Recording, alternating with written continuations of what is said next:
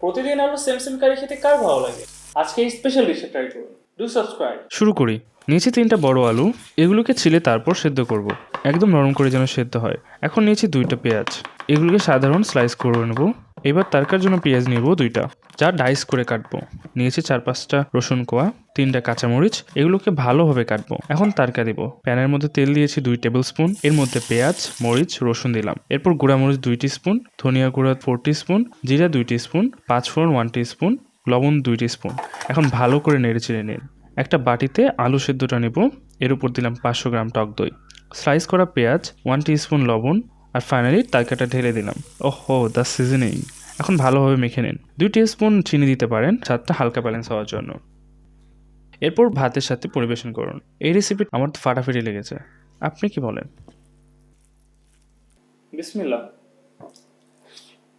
এটি একটু টক টক, তবে মশলাদার। সবার কিন্তু পছন্দ হবে না, তবে আমার কিন্তু খুব ভালো লেগেছে। You want try?